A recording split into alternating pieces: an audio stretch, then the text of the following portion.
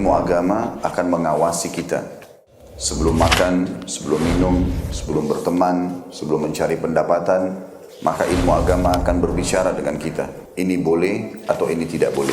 Oleh karena itu, ulama mengatakan kita lebih butuh terhadap ilmu agama ini daripada makanan pada saat sangat lapar, air pada saat sangat dahaga, dan juga tempat tidur pada saat kita sangat capek.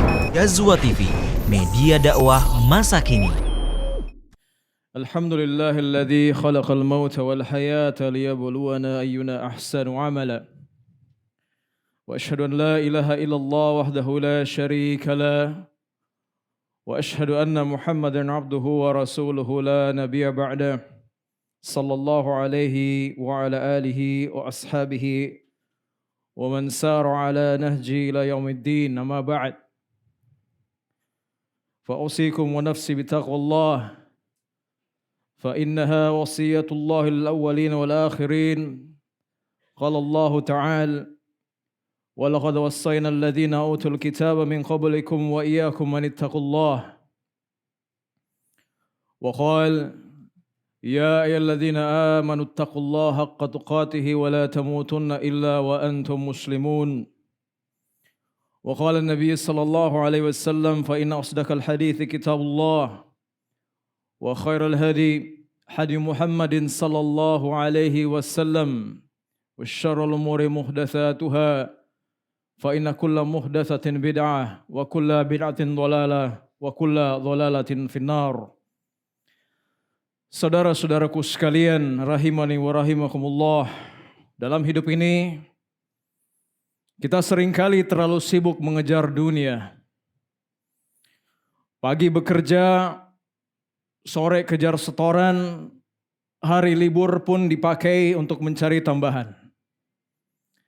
Tapi sadarkah kita kalau dunia sesungguhnya itu terlaknat? Rasulullah sallallahu alaihi wasallam pernah bersabda, "Ala inna ad-dunya mal'unatun mal'unun ma fiha." Ketahuilah sesungguhnya dunia itu terlaknat dan terlaknat segala yang ada di dalamnya. Illa dzikrullah wa ma walah wa aliman aw muta'alliman. Dikecualikan padanya yang pertama dzikrullah, zikir kepada Allah Subhanahu wa taala dan yang selalu berada ketaatan kepadanya. Yang kedua orang yang berilmu. Dan yang ketiga adalah orang yang menuntut ilmu atau orang yang belajar agama. Dalam hadis ini saudara-saudaraku sekalian, ini bukanlah sekedar peringatan tetapi ini adalah tamparan yang lembut yang menggugah kita agar sadar bahwa dunia ini bukan tempat tinggal tapi tempat kita meninggal. Dunia bukan tempat menetap, tapi tempat kita lewat. Dan yang hanya beruntung hanyalah orang yang tidak tertipu olehnya. Tahukah Anda apa maksud dari laknat itu, saudara-saudaraku sekalian? Ibnu Abbas radhiyallahu taala anhuma mendefinisikan laknat. Kata beliau, "Al-la'nu al-ib'adu min rahmatillah." Laknat itu adalah dijauhkan dari rahmat Allah. Dia dijauhkan dari rahmat Allah, tidak ditolong oleh Allah Subhanahu wa taala. Ibnu Qayyim rahimahullah taala mendefinisikan apa yang dikatakan oleh Ibnu Abbas tadi, yang dimaksud dunia yang terlaknat adalah segala sesuatu yang membuatmu lupa kepada Allah, melalaikanmu dari akhirat dan memutuskan hubunganmu dari ibadah. Maka ketika dunia dilaknat oleh Allah, maka yang dimaksudkan di sini adalah segala perkara di dunia yang menjauhkan kita dari Allah, segala perkara yang membuat kita lupa kepada Allah, segala perkara yang melalaikan kita dari Allah, segala sesuatu yang memutus hubungan kita dari ibadah kepada Allah. Dan makna dunia di sini yang dipahami oleh para salafus saleh dari pemahaman yang dalam tentang tauhid dan makna penghambaan kepada Allah, dunia di sini yang dimaksudkan adalah segala sesuatu selain Allah Subhanahu wa taala. Maka dunia termasuk di dalamnya seluruh manusia. apa yang mereka usahakan dari harta, dari jabatan, seluruh dari apa yang mereka konsumsi, apa yang melekat pada diri mereka dari baju, fasilitas yang mereka pakai dan gunakan, segala sesuatu selain Allah, maka itu adalah dunia. Dengan pemahaman tersebut, saudara-saudaraku sekalian, maka istri kita, anak-anak kita, saudara-saudara kita, jabatan kita, kendaraan-kendaraan kita di rumah, rumah-rumah kita, pakaian yang kita pakai, bahkan diri-diri kita sendiri, semua adalah bagian dari dunia yang terlaknat. Dan memang begitulah kenyataannya, saudara-saudaraku sekalian. Berapa banyak di antara kita yang istri dan anak-anak menjadi sebab kita jauh dari Allah.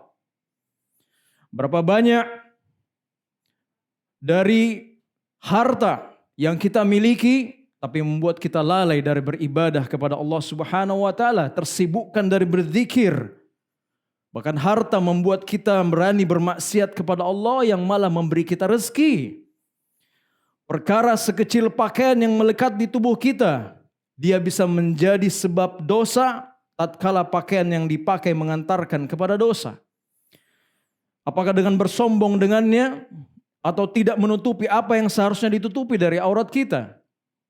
Rumah bisa menjadi sebab terlaknatnya kalau kita tidak membacakan di dalamnya Al-Quran, tidak dihidupkan dengan ibadah-ibadah. Berapa banyak di antara kita yang mempunyai jabatan yang akhirnya membuat kita lebih banyak melakukan kezaliman dengan mengabaikan hak-hak Allah dan mengabaikan hak-hak manusia. Maka itulah kenapa dunia itu terlaknat. Kecuali tiga.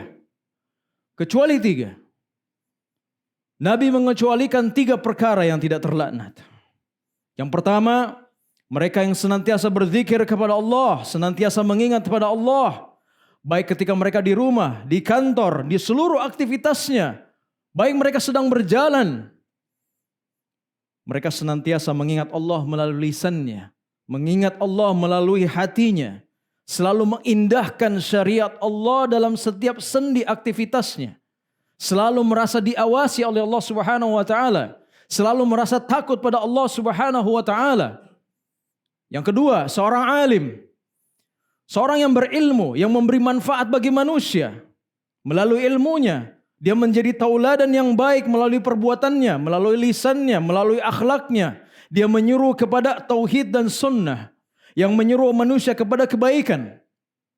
Dan yang ketiga, seorang yang belajar agama, yang meluangkan waktu dari kesibukannya untuk mempelajari agama Allah Subhanahu wa taala. Betapa sibuknya dirinya, dia masih menyempatkan dirinya untuk mendengarkan kajian, menuntut ilmu agama, mendengarkan hikmah-hikmah. Mereka inilah semua yang tidak akan dilaknat oleh Allah Subhanahu wa taala dalam hadis tersebut. Oleh karena itu saudara-saudaraku sekalian, pertanyaan yang perlu kita tanyakan, apakah hati ini, hati kita semua masih hidup dengan zikir? Apakah lisan kita senantiasa dibasahi dengan zikir pada Allah? Apakah waktu kita dihabiskan untuk menambah ilmu kita dengan duduk di majelis ilmu? Atau bahkan kita meluangkan waktu kita dalam sehari untuk belajar ilmu agama? Walau itu dari sarana-sarana media elektronik. Ataukah malah lisan ini sering disibukkan dengan bergosip, mengeluh. Waktu kita lebih banyak disibukkan dengan hal-hal yang tidak mendatangkan manfaat untuk akhirat kita. Oleh karena itu saudara-saudara sekalian, ingatlah bahwa tatkala dunia itu dilaknat, kita masih bisa menjadi bagian yang selamat dari laknat Allah Subhanahu wa taala. Hanya dengan menjadi salah satu di antara 3 golongan itu, atau bahkan seluruhnya. Berlayar jauh ke pulau sepi, menjaring ikan saat mentari reda. Dunia itu terlaknat kecuali 3 ini, zikir, ilmu, dan pencarinya. Barakallahu li wa lakum fil Qur'anil azim, wa nafa'ni wa iyyakum wa fihi minal ayati wa dzikril hakim, fataqabbal minni wa minkum tilawatahu innahu huwal ghafurur rahim. Alhamdulillah rabbil alamin, hamdan katsiran thayyiban mubarakan fi kama yuhibbu rabbuna wa yarda. Asyhadu an la ilaha illallah wahdahu la syarika lah wa asyhadu anna Muhammadan abduhu wa rasuluhu la nabiyya ba'dah. Saudara-saudara sekalian, kalau dunia itu terlaknat, apakah istri, anak-anak kita, harta kita, makanan dan minuman kita saat ini semuanya terlaknat? Jawabannya belum tentu tidak. Kalau istri dan anak-anak yang merupakan amanah dari Allah bisa menjadi sebab kita dicintai oleh Allah Subhanahu wa taala, apakah dengan mendidik mereka dengan ilmu agama, membimbing mereka untuk cinta kepada Allah, taat kepada Allah, takut kepada Allah, bahkan istri kita bisa menjadi sebab terjaganya keimanan kita. Anak-anak kita menjadi sebab kita masuk surga dengan doa mereka. Jawabannya belum tentu tidak. Ketika harta yang kita miliki menjadikan kita lebih dekat pada Allah, apakah dengan bersedekah, membelanjakannya di jalan Allah, menjadikannya sebagai tabungan akhirat kita dengan membangun masjid misalnya? Jawabannya belum tentu tidak. Ketika makanan dan minuman yang kita dapatkan, kita menyebut nama Allah ketika akan menyantapnya dan memuji Allah ketika selesai darinya. Ingatlah, tatkala setiap gerak-gerik kita, perbuatan fisik atau hati kita selalu terpaut mengingat Allah Subhanahu wa taala dimanapun kita berada, apapun yang kita kerjakan, mengakui bahwa seluruhnya ini adalah milik Allah Subhanahu wa taala dan memuji Allah atas segala nikmat yang kita terima darinya, maka kita mengetahui di saat itulah kita tidak termasuk dari golongan yang dilaknat oleh Allah Subhanahu wa taala. Malah kita menjadi hamba Allah yang dirahmatinya. Semoga Allah Subhanahu wa taala merahmati kita semua dan menjauhkan kita dari laknatnya. Innallaha wa malaikatahu yusholluna 'alan nabi ya ayyuhalladzina amanu shallu 'alaihi wa sallimu taslima. Allahumma shalli 'ala Muhammad wa 'ala ali Muhammad kama shallaita 'ala Ibrahim wa 'ala ali Ibrahim innaka Hamidun Majid. Allahumma ghafir lil muslimina wal muslimat wal mu'minina wal mu'minat al ahya'i minhum wal amwat innaka sami'un qaribun mujibud da'wa ya qadiyal hajat. Allahumma ja'alid dunya fi aydina wa la taj'alha fi qulubina. Allahumma la taj'alid dunya akbara hammina wa la mablagha ilmina. Allahumma ja'alna minal ladzina yadhkurunaka katsiran wa minal ulama'il 'amilin wa minal muta'allimin as-sadiqin wa la taj'alna minal ghafilin. Rabbana atina fid dunya hasanah wa fil akhirati hasanah wa qina adzabannar. Wa sallallahu ala nabiyyina Muhammadin wa ala alihi wa ashabihi ajma'in. Subhanakallahumma bihamdika asyhadu an la ilaha illa anta astaghfiruka wa atubu ilaik. Alhamdulillahirabbil alamin.